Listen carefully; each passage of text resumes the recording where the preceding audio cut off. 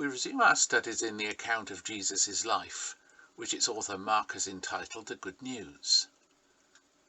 Mark, we have now discovered, was apparently known to Jesus and was a close confidant of some of Jesus' closest friends, especially Peter.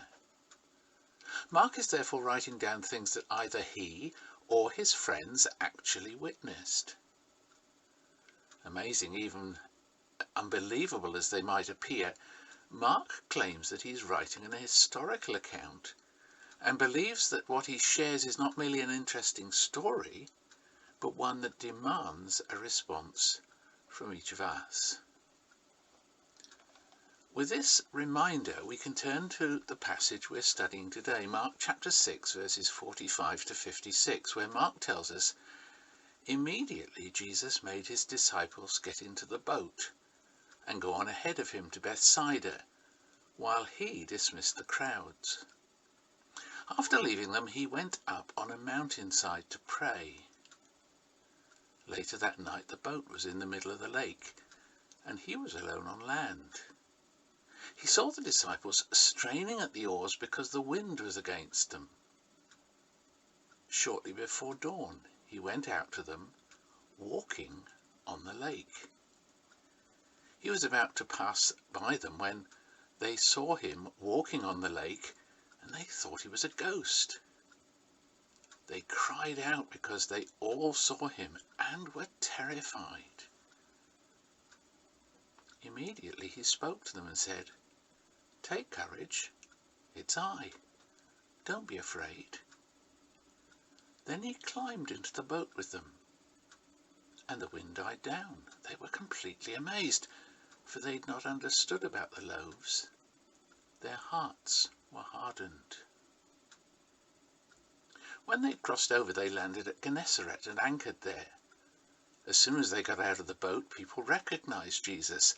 They ran throughout that whole region and carried the sick on mats to wherever they heard he was, and wherever he went, into villages, towns, or countryside, they placed the sick in the marketplaces. They begged him to let them touch even the edge of his cloak, and all who touched it were healed." Many of us who are studying Mark together will be familiar with this story. It includes one of the most famous of all the tales told about Jesus. But as we've already said, it's one from which we are to learn something, since Mark himself observes that his life and ministry was one from which Jesus expected his followers to learn something about himself. Now, we've already noticed that Mark seems to be gradually shifting his emphasis in what he shares with us. Initially, he seemed anxious to demonstrate the evidence that Jesus was the promised Messiah and God himself united to a human being. So the passage that we just read together tells us about Jesus defying the rule of nature and bringing life everywhere he went to people in desperate need of being healed. But consistently with Mark's subtle change of emphasis, we notice that Jesus is here more interested in his followers getting to know him better, and for them to understand what following him can often involve. Jesus does not want us to blindly pledge ourselves to follow him, but to be wide-eyed as to what may be required of us. So we notice first of all that sometimes Jesus' followers will be sent by him into difficult and frightening situations new to their experience and beyond their control. We know now that a number of Jesus' early followers were experienced fishermen, very familiar with the climactic vagaries of the Sea of Galilee.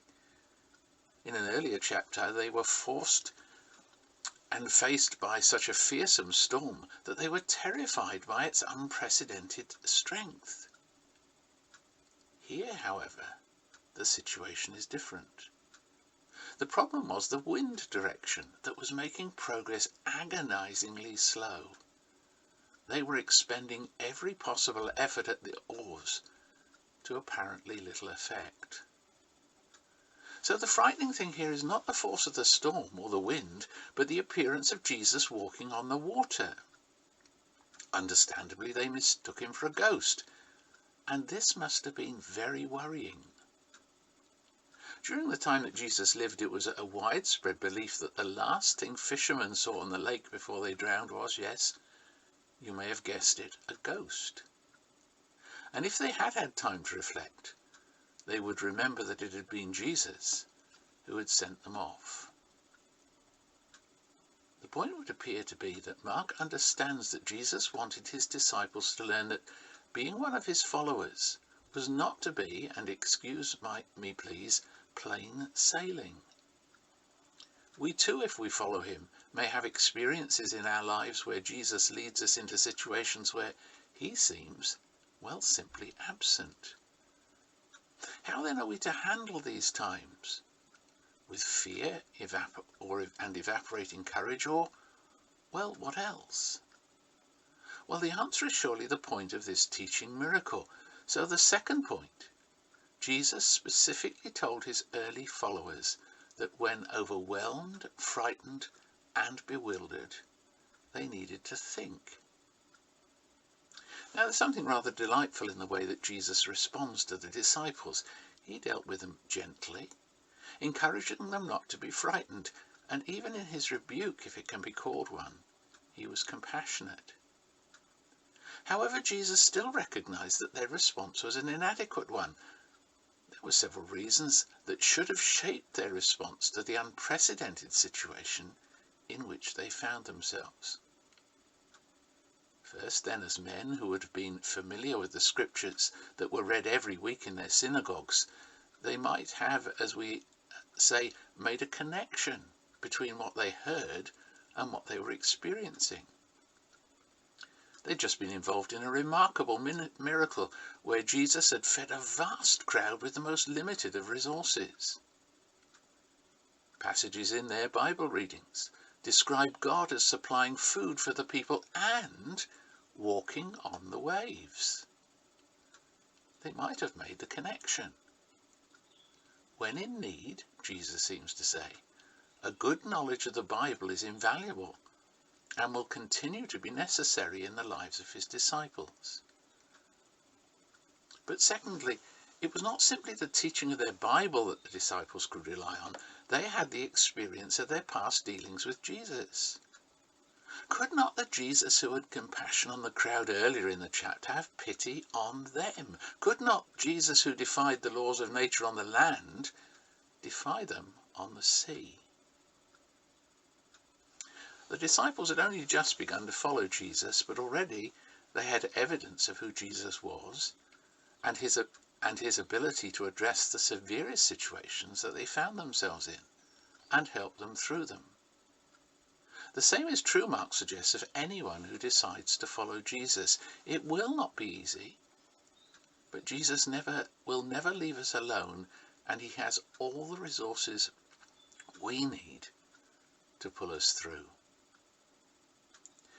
So thirdly, Mark believes that followers of Jesus will need to apply lessons of what they know from their own present experience. But we might say it's the newness of the thing that sometimes stymies us. No one situation is quite the same as the last. Each crisis comes to us with unexpected newness. This was presumably part of the disciples' problem. What they and we need to learn is that truth needs to be applied to the new situation in the light of what God has said and in the light of our experience. Jesus' disciples are encouraged to reason that if this was not so in such and such a situation, if this was so in such and such a situation, surely I can be confident that it will be thus true in this new situation. Jesus can be trusted wherever we find ourselves. But there is a final point made in this passage that I want us to notice very simply. The last few verses which describe the crowds coming to Jesus of healing are designed to remind us that it is tragic if we fail to know Jesus. Thus the miracle of Jesus walking on the sea has been recorded to encourage us to a growing knowledge of Jesus, but the final verses provide a tragic scenario. The pursuit of Jesus for healing was understandable, but ultimately pathetic. At the end of his Galilean ministry, the crowd seemed not to have really come to appreciate what Jesus could do for them and who he was. All they wanted him to do was meet their immediate needs. So we need to be watchful. Our thinking and reflection needs to see the big picture, the whole scenario. Otherwise, the real and precious benefits we can gain from knowing Jesus will be lost. So Mark and Jesus are challenging each one of us to go on to know the Lord. For what precious benefits accrue to us when we do. And let's learn to think. Faith that trustingly grapples with what God has said about himself in the Bible and applies the corroborating evidence of our experiences will always prevail.